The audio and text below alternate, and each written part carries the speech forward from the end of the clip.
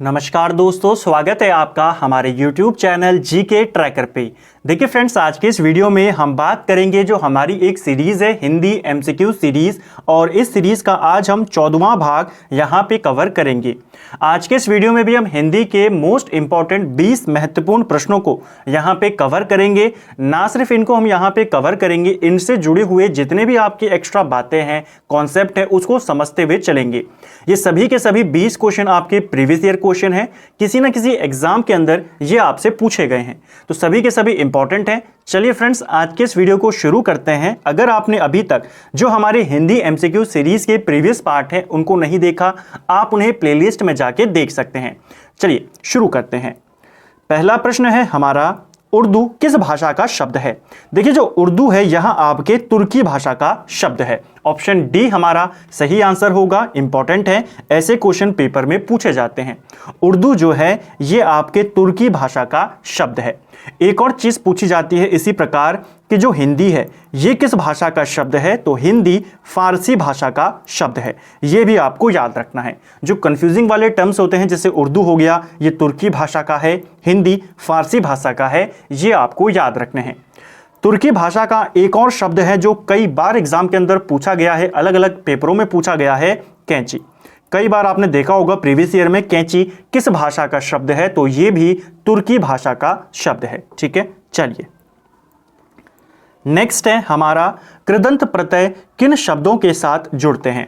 देखिए, कृदंत प्रत्यय जो होते हैं ये आपके किसके साथ जुड़ते हैं? तो ये है क्रिया के साथ जुड़ते हैं। ये आपको याद रखना है। जो कृदंत प्रत्यय होते हैं किन शब्दों के साथ जुड़ते हैं? ये क्रिया के साथ जुड़ते हैं। और वे प्रत्यय जो संज्ञा, सर्वनाम या अन्य के साथ जुड़ते हैं या विशेषण के साथ जुड़ते हैं, उनको हम तद्धित प्रत्यय कहते हैं। ये क्वेश्चन पेपर में पूछा जा चुका है कि संज्ञा सर्वनाम के साथ जुड़ने वाले प्रत्ययों को क्या कहते हैं? तद्धित प्रत्यय कहते हैं। और जो प्रत्यय क्रिया के साथ जुड़ते हैं उन्हें हम कृदंत प्रत्यय कहते हैं। ठीक है, तो दोनों आपको याद रखना है, तद्धित और कृदंत। नेक्स्ट है हमारा, बुढ़ापा एक प्रकार का अभिशाप है, इसमें बुढ़ापा शब्द क्या है? आपने बताना है यहाँ पे जो बुढ़ापा शब्द का इस्तेमाल हुआ है यहाँ क्या है, कौन सी संज्ञा है? सही आंसर है हमारा ऑप्शन बी, यह एक भाववाचक संज्ञा है। ठीक है, यहाँ पे भावनाओं को दर्शा रहा है, जहाँ पे दशा को बताता है या कोई किसी चीज़ के गुण को बताता है, वहाँ पर आपका भाववाचक संज्ञा होता है। तो बुढ़ापा क्या है? बुढ़ापा एक दशा है, एक स्टेज है, तो इसको दर्शा रहा है। तो बुढ़ापा यहाँ पे क्या है? हमारी भाववाचक संज्ञा है। ठीक है, इंग्लिश में कहें एब्स्ट्रैक्ट नाउन इसको हम कहेंगे। नेक्स्ट है, भूखे को अन्न दो और प्यासे को जल वाक्य किस कारक का है? तो आपको पूछा जा रहा है इस वाक्य के अंदर किस कारक का इस्तेमाल किया गया है, कौन सा कारक यहां पर होगा? आसान प्रश्न है। यहां पर भूखे को अन्न दो और प्यासे को जल देने की बात हो रही है। जहां पर भी कुछ दान देने की बात हो वहां पर आपका संप्रदान कारक होता है। ऑप्शन ए हमारा सही आंसर होगा। नेक्स्ट है हमारा, प्रेमचंद के किस उपन्यास में दहेज प्रथा की बुराई की गई है? ये क्वेश्चन भी प्रीवियस ईयर क्वेश्चन है, यूपीएसएससी में इसको पूछा गया है और हो सकता है यूके ट्रिपल एस से भी इसको पूछ ले, क्योंकि प्रेमचंद भी हमारे सिलेबस में है। प्रेमचंद की रचनाएं भी पूछी जाती हैं। प्रेमचंद का वह उपन्यास जिसमें दहेज प्रथा की बुराई की गई है वो है आपका ऑप्शन सी, निर्मला। ये आपको याद रखना है। ठीक है, ये क्वेश्चन इस तरीके से भी पूछा जा सकता है कि प्रेमचंद के किस उपन्यास में दहेज प्रथा का उल्लेख किया गया है, इस तरीके से। ठीक है, तो वह है निर्मला, जहां पे दहेज प्रथा की बुराई की गई है। नेक्स्ट है हमारा, कौरवी किस बोली को कहते हैं? तो कौरवी किस बोली का अन्य नाम है? सही आंसर है खड़ी बोली को। ठीक है, ये क्वेश्चन भी पेपर में पूछा जा चुका है, कई बार एग्जाम के अंदर पूछा गया है। कौरवी को ही हम खड़ी बोली कहते हैं। ठीक है, या कौरवी जो बोली है इसका अन्य नाम क्या है? खड़ी बोली। नेक्स्ट है हमारा, अजायब घर कैसा शब्द है? देखिए अजायब घर जो है यह आपका एक संकर शब्द है। ठीक है, तो ऑप्शन बी हमारा सही आंसर होगा और यह क्वेश्चन भी पेपर में पूछा जा चुका है। संकर शब्द क्या होते हैं? ऐसे शब्द जो दो भाषाओं के शब्दों से मेल से बने होते हैं, दो भाषाओं के शब्दों के मेल से बने होते हैं, उन्हें हम संकर शब्द कहते हैं। यहां पर ये जो अजायब घर है यह आपके अरबी भाषा और हिंदी भाषा के जो योग से ये बना है। ठीक है, घर जो है हिंदी भाषा का हो गया और अजायब जो आपका ये अरबी भाषा का हो गया। ठीक है, तो अरबी और हिंदी के मिश्रण वाला ये शब्द है।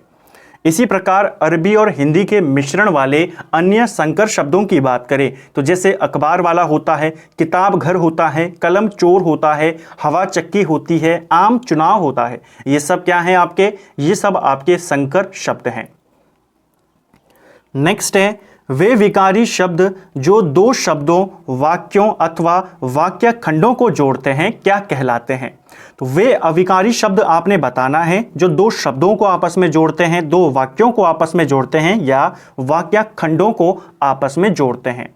सही आंसर होगा आपका ऑप्शन डी, समुच्चय बोधक शब्द। ठीक है, उन शब्दों को क्या कहते हैं? समुच्चय बोधक शब्द कहते हैं। अगर इंग्लिश में बात करें तो इंग्लिश में इन्हें कंजक्शन कहते हैं। ठीक है, जो दो शब्दों को आपस में जोड़ता है। ठीक है, एक और चीज आपको यहां पे समझनी है, संबंध बोधक शब्द क्या होते हैं? संबंध बोधक शब्द वे शब्द होते हैं जो संज्ञा का संबंध या सर्वनाम का संबंध बाकी के अन्य जो वाक्य है उसके साथ बताते हैं, तो वो है संबंध बोधक। यहां पर पूछा गया दो शब्दों, दो वाक्य या वाक्य खंडों को जोड़ने वाले शब्द, उनको कहते हैं समुच्चय बोधक शब्द। तो दोनों आपको याद रखना है। ठीक है, नेक्स्ट है विस्तृत का विलोम शब्द क्या होगा? विस्तृत का विलोम शब्द क्या होता है? विस्तृत का विलोम शब्द होता है संक्षिप्त। ऑप्शन बी हमारा सही आंसर यहां पे होगा। ठीक है, विस्तार का विलोम शब्द होता है आपका संक्षिप्त। ठीक है, तो ये भी आपको याद रखना है।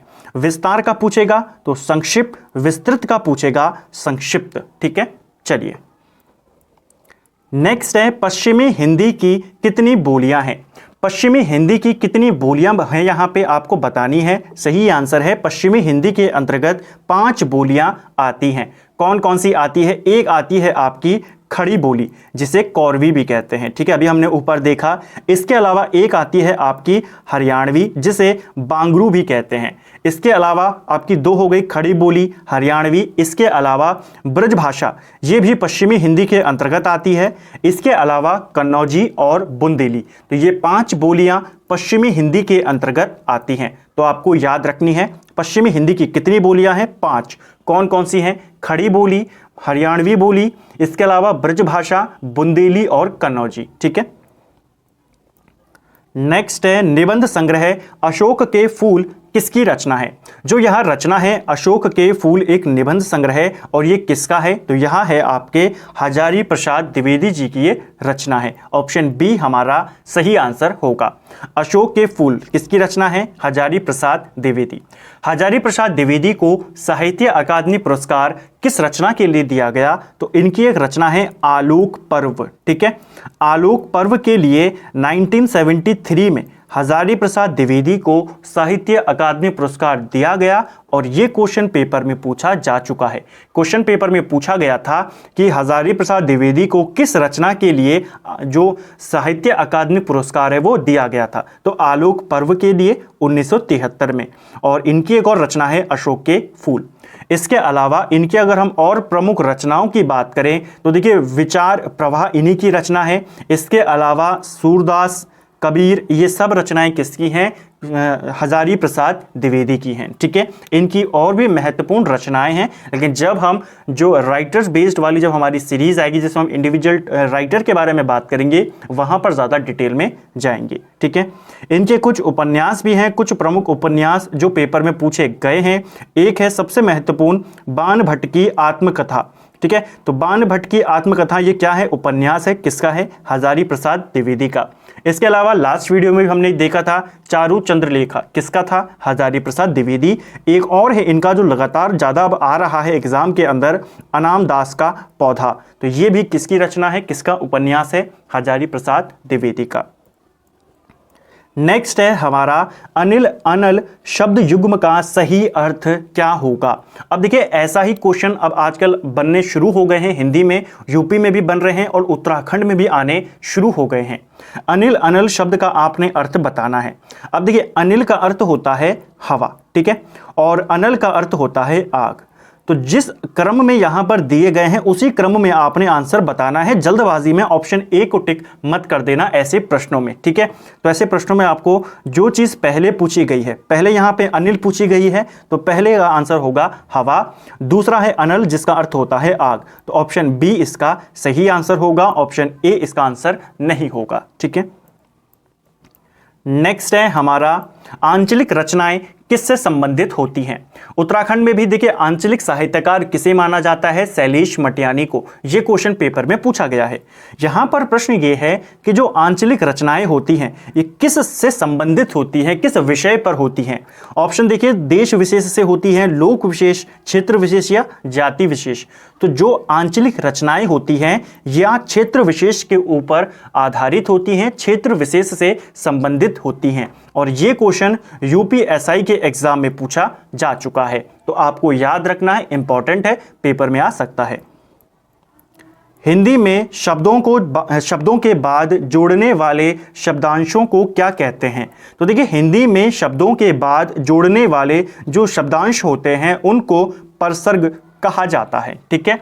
परसर्ग यानी कि जो कारक चिन्ह होते हैं, कारक चिन्हों को ही परसर्ग कहते हैं। यह क्वेश्चन भी पेपर में बन चुका है, ठीक है। आपको पूछा गया था कि परसर्ग किसे कहते हैं, कारक चिन्हों को। जो कारक चिन्ह होते हैं आपके ने, से, के द्वारा, में, पर, ये सब क्या हैं, ये कारक चिन्ह हैं, इन्हीं को परसर्ग कहते हैं। और ये वही शब्द हैं जो हिंदी में शब्दों के बाद जो जोड़ते हैं, उनको शब्दों को आपस में एक दूसरे के साथ जोड़ते हैं, उन्हीं शब्दांशों को हम परसर्ग कहते हैं, ठीक है। इसकी अगर हम परिभाषा की बात करें कारक चिन्हों की या कारकों की परिभाषा क्या कहती है कि संज्ञा या सर्वनाम का वाक्य के अन्य पदों के साथ जो संबंध होता है उन्हें हम कारक कहते हैं, ठीक है। और जो संबंध बताते हैं उनको परसर्ग कहते हैं या कारक चिन्ह कहते हैं, ठीक है। हिंदी में कारक चिन्हों की संख्या कितनी है, 8 इनकी संख्या है और कई बार एग्जाम के अंदर पूछा जा चुका है। नेक्स्ट है हमारा प्रयोग के आधार पर शब्द कितने प्रकार के होते हैं। तो देखिए प्रयोग के आधार पर पूछा जा रहा है, इसको आपको ध्यान से समझना है। सारे प्रकार के हम यहां पे बात करेंगे। देखिए प्रयोग के आधार पे जो शब्द होते हैं ये मेनली 2 प्रकार के होते हैं। ऑप्शन ए हमारा सही आंसर होगा। आपको प्रयोग के आधार पर पूछे या रूप के आधार पे पूछे तो शब्द 2 प्रकार के होते हैं। एक होता है विकारी शब्द, एक होता है अविकारी शब्द, ठीक है। विकारी शब्द क्या होते हैं, विकारी शब्द वे होते हैं जिन शब्द में लिंग, वचन या कारक के कारण उनमें परिवर्तन आता है, वो विकारी शब्द कहलाते हैं। और जिन शब्दों में ना तो लिंग के कारण ना वचन के कारण कोई भी परिवर्तन नहीं आता उन्हें अविकारी शब्द कहते हैं। दोनों की परिभाषाएं हमने देख ली। प्रयोग के आधार पर शब्द कितने प्रकार के होते हैं, 2, विकारी और अविकारी, दोनों की हमने परिभाषा देखी। विकारी शब्द कौन कौन होते हैं, विकारी शब्द होते हैं आपके जैसे संज्ञा है, सर्वनाम है, आपकी क्रिया है और इसके अलावा जो आपका विशेषण है, ये सब क्या है आपके, ये सारे विकारी शब्द हैं। अविकारी शब्द कौन होते हैं, जो आपका क्रिया विशेषण है, जो आपका संबंध बोधक है, समुच्चय बोधक शब्द हैं, विषमयादि बोधक शब्द हैं, ये सारे आपके अविकारी शब्द हैं जिसमें कोई भी चेंज नहीं होता, ठीक है। ये तो हमने इस प्रश्न का उत्तर देखा और इसकी व्याख्या देखी। अब देखिए अगर आपको प्रश्न बने कि रचना के आधार पे या बनावट के आधार पे शब्द कितने प्रकार के होते हैं, तो रचना या बनावट के आधार पे शब्द 3 प्रकार के होते हैं, योग, योग रूढ़ और यौगिक, ठीक है। इसके अलावा अगर पूछे स्रोत या इतिहास के आधार पे, उत्पत्ति के आधार पे शब्द कितने प्रकार के होते हैं, तब शब्द 5 प्रकार के होते हैं। कौन कौन से आपके होते हैं, देशज शब्द होते हैं, तत्सम, तद्भव, देशज, विदेशज और संकर, ये 5 प्रकार के होते हैं। तो ये सारे आपको याद रखने हैं। उम्मीद करता हूं आपने इसको अच्छे से नोट यहां पर किया होगा, ठीक है। चलिए नेक्स्ट है हमारा हिंदी की स्पर्श अघोष महाप्राणा दंत्य व्यंजन ध्वनि कौन सी है। अब देखिए एक ही क्वेश्चन में आपसे सारा यहां पर पूछ लिया और ऐसे ही प्रश्न अब ज्यादातर हिंदी में बन रहे हैं, क्योंकि आसानी से अब कोई भी बता देता है कि कौन सा स्पर्श व्यंजन है, कौन सा महाप्राण है। लेकिन अब एग्जामिनर एक ही प्रश्न में आपको सारी चीजें पूछ लेता है कि आपको इनमें से ऐसा व्यंजन चुनना है जो स्पर्श व्यंजन है, अघोष भी है, महाप्राण भी है और दंत्य भी है। ठीक है, तो आपको यहां पे एक एक चीज को चेक करते हुए चलना होगा। सबसे पहले चेक करते हैं कि क्या इनमें से कौन कौन से स्पर्श व्यंजन हैं। तो अगर हम इनको देखें तो हा को छोड़कर हा एक संघर्षी व्यंजन है, बाकी के तीनों आपके क्या हैं, स्पर्श व्यंजन है। अब देखते हैं अघोष व्यंजन कौन सा है। इसी प्रकार क्रम में आप इनको लेके सॉल्व करें तो आपका आंसर आ जाएगा। अघोष की बात करें, अघोष कौन से व्यंजन होते हैं, हर वर्ग का जो शुरुआत के दो वर्ण होते हैं, शुरुआत के जो दो वर्ण होते हैं उन्हें अघोष कहते हैं। अगर बात करें भ की तो ये तो चौथा आपका वर्ण है, तो ये तो होगा नहीं। द की बात करें, ये आपका तीसरा वर्ण है, तो ये भी होगा नहीं। तो यहीं पर हमारा आंसर आ गया। था जो है यह एक स्पर्श व्यंजन है, अघोष व्यंजन है, महाप्राण है और दंत्य व्यंजन है। ठीक है, तो ऑप्शन सी इसका सही आंसर होगा। अगर आपको वर्णमाला से संबंधित पूरी जानकारी चाहिए, पूरे नोट्स अगर आप उनको पढ़ना चाहते हैं तो ऑलरेडी एक वीडियो बना हुआ है, आप प्लेलिस्ट में जाके देख सकते हैं। पूरी वर्णमाला को हमने सॉल्व किया है, उसको अच्छे से समझा है और उसकी प्रैक्टिस भी हमने की है। नेक्स्ट है वह श्रेष्ठ उपासक है में विशेष्य क्या होगा। तो देखिए वह श्रेष्ठ उपासक है, इस वाक्य में विशेष्य क्या होगा। विशेष्य क्या होता है, देखिए दो शब्द होते हैं, हमने प्रीवियस वीडियो में भी देखा, एक होता है विशेष्य और एक होता है विशेषण। विशेषण वो होता है जो आपकी विशेषता बता रहा है, जैसे यहां पर श्रेष्ठ है, विशेषता बता रहा है ना ये शब्द कि कैसा है, श्रेष्ठ है। ये विशेषण है, जिसकी विशेषता बताई जाती है उसे हम विशेष्य या संज्ञा कहते हैं। तो यहां पर विशेषता किसकी बताई जा रही है, यहां पर विशेषता उपासक की बताई जा रही है, तो यही हमारा विशेष्य यहां पे होगा। ठीक है, उपासक कैसा है, उपासक श्रेष्ठ है, तो इसकी विशेषता यहां पे बताई जा रही है। जिसकी विशेषता बताई जाती है वो आपका विशेष्य कहलाता है, और जिस शब्द से विशेषता बताई जाए वो विशेषण कहलाता है। नेक्स्ट है निम्नलिखित शब्दों में से कौन सा शब्द शुद्ध है। तो वर्तनी की दृष्टि से इनमें से शुद्ध शब्द आपने बताना है। सही आंसर है ऑप्शन ए, विदुषी यहां पर आपका शुद्ध शब्द है। ठीक है, वर्तनी के आधार पे। नेक्स्ट है पैर से सिर तक वाक्यांश के लिए एक शब्द आपने बताना है। यह क्वेश्चन भी आपके एग्जाम के अंदर पूछा जा चुका है, तो आपको इसका आंसर पता होना चाहिए। पैर से लेकर सिर तक वाक्यांश के लिए एक शब्द होता है अपाद मस्तक। ठीक है, तो ऑप्शन डी इसका सही आंसर है, यह आपको याद रखना है। ये सभी क्वेश्चन आपके प्रीवियस ईयर के हैं, मैं फिर से कहूंगा, और इनको आप साथ साथ में वन लाइनर के रूप में अपने साथ नोट्स बनाते हुए जरूर चलें, ताकि आपके हिंदी का एक क्वेश्चन बैंक तैयार हो सके जिसमें ऐसे प्रश्न होंगे जो प्रीवियस ईयर के क्वेश्चन हैं, ऐसे वाक्यांश, ऐसे पर्यायवाची, ऐसे विलोम शब्द आपको मिलेंगे जो एग्जाम के अंदर पूछे जा चुके हैं। और जो चीजें एग्जाम में पूछी जा चुकी होती हैं वो ज्यादा इंपॉर्टेंट होती हैं उन चीजों से जो नहीं पूछी गई हैं। तो इनको आप वन लाइनर के रूप में नोट्स बनाते हुए जरूर चलें। दो फायदे होंगे, एक आपका क्वेश्चन बैंक बनेगा, दूसरा फायदा यह होगा कि इन्हीं से रिलेटेड जो आपके एक्स्ट्रा फैक्ट होते हैं वो भी आपको वहीं पर लिखने को मिल जाएंगे। चलिए नेक्स्ट है, और आज का हमारा अंतिम प्रश्न है, भाषा के आधार पर भारतीय राज्यों की पुनर्संरचना किस वर्ष की गई थी।